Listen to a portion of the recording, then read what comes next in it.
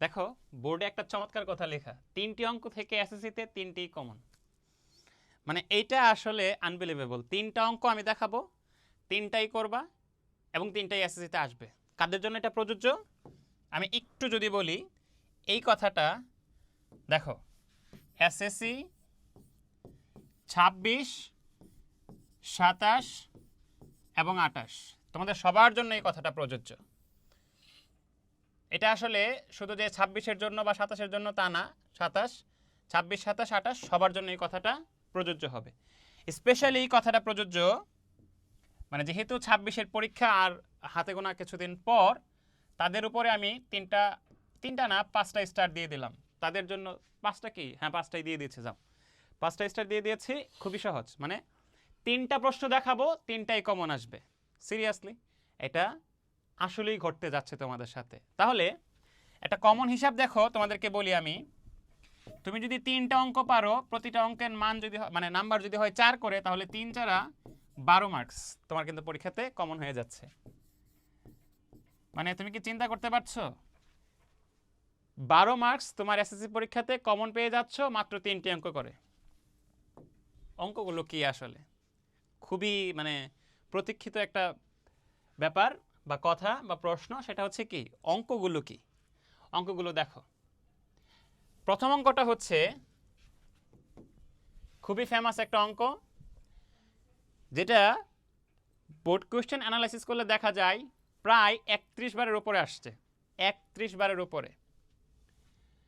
অঙ্কটা দেখো, 2x plus 1 inverse 1 plus 2x plus 1 inverse 2, 2x plus 1 inverse 3 plus dot dot dot একটি অসীম ধারা, এটি অসীম গুণোত্তর ধারা। এই অসীম গুণোত্তর, এখানে শব্দটা গুণোত্তর শব্দটা একটু অ্যাড করে নিবা নিজেরা।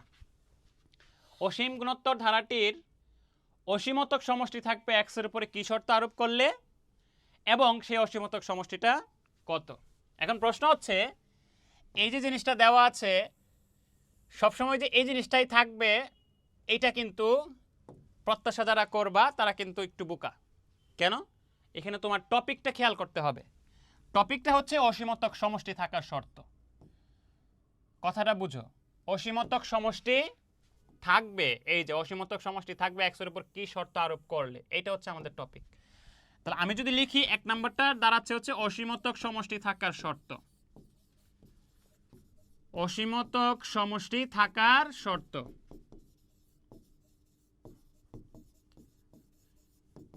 তো তুমি যদি এই একটা অঙ্ক দিয়ে অসীমতক সমষ্টি থাকার শর্ত কিভাবে বের করতে হয় এবং সেই অসীমতক সমষ্টি নির্ণয় কিভাবে করতে হয় এটা জাস্ট শিখে ফেলো, তাহলে যত প্রকারের অসীমতক সমষ্টি আসুক না কেন তুমি কিন্তু খুব ইজিলি অ্যান্সার করতে পারবে।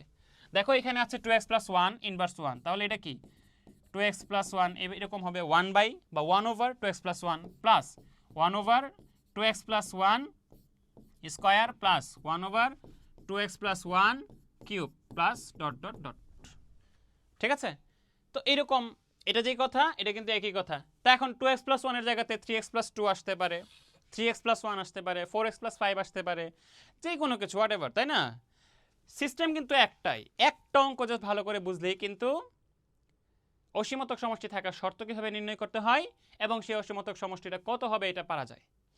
তাহলে এখানে একটা কোশ্চেন তুমি সলভ করা শিখো, বুঝে সলভ করা শিখো, 4 মার্কস 100% কমন, 4 মার্কস 100% কমন। এবার আসো, এই যে একটা অঙ্ক, এমন কোনো বোর্ড নাই এই অঙ্কটা দেয় না আসলে।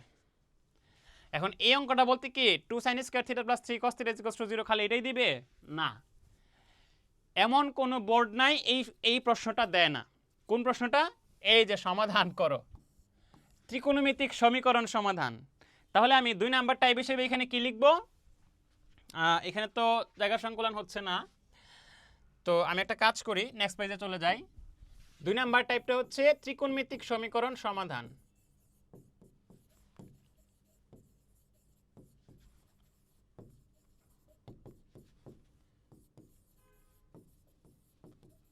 সমাধান একটা নির্দিষ্ট সীমার মধ্যে, থিটার একটা সীমার মধ্যে। তো তোমাদের সিলেবাসে 2টা সীমা আছে, একটা হচ্ছে 0 ডিগ্রি থেকে থিটার মান 90 ডিগ্রির মধ্যে, আর একটা হচ্ছে 0 ডিগ্রি থেকে থিটার ভ্যালু 360 ডিগ্রির মধ্যে। তুমি যদি এটাকে রেডিয়ানে লেখো তাহলে 0 থেকে থিটার ভ্যালু π/2 এর মধ্যে আর 0 থেকে থিটা এর ভ্যালু 2π এর মধ্যে।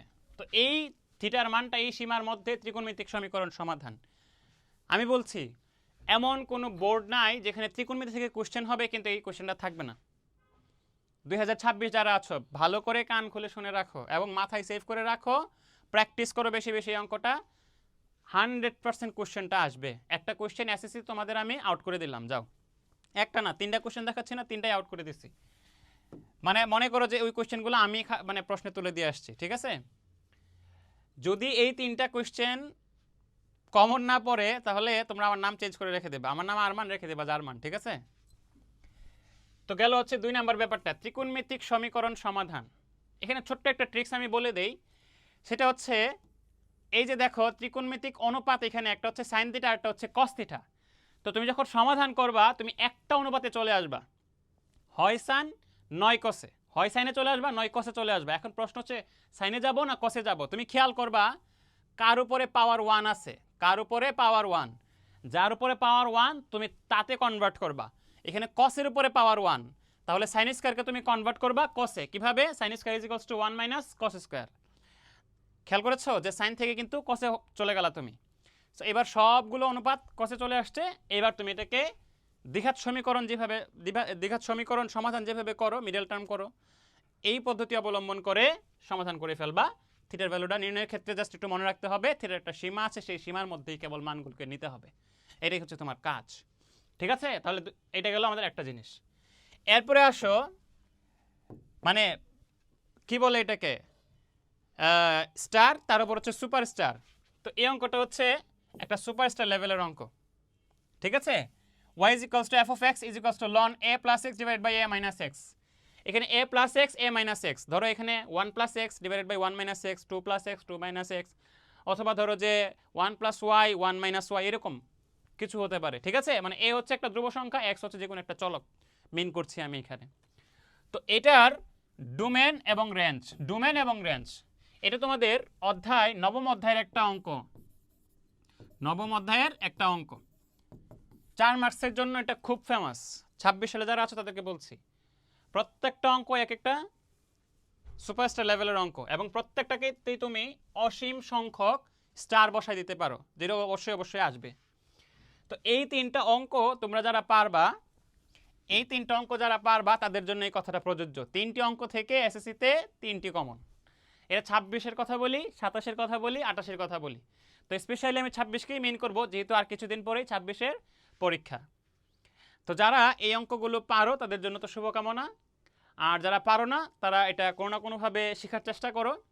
আমরা আমাদের যে স্টুডেন্টস আছে তাদেরকে আমরা এত, স্পেশালি আমি যেহেতু হায়ার ম্যাথের টিচার, হায়ার ম্যাথটা পড়াই, এই অঙ্কগুলো আমি এত ভেরিয়েশনের সাথে প্র্যাকটিস করিয়েছি।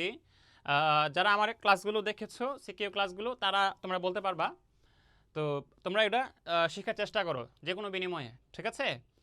আর যদি আমাদের সাথে থেকে শিখতে চাও তাহলে তো আসলে এটা আরও ভালো হয়, এটা আমি বলতে পারি আমার জায়গা থেকে। যাই হোক, তো 3টা অঙ্ক করো, অবশ্যই তোমরা 3টা কমন পেয়ে যাবা। আল্লাহ হাফেজ।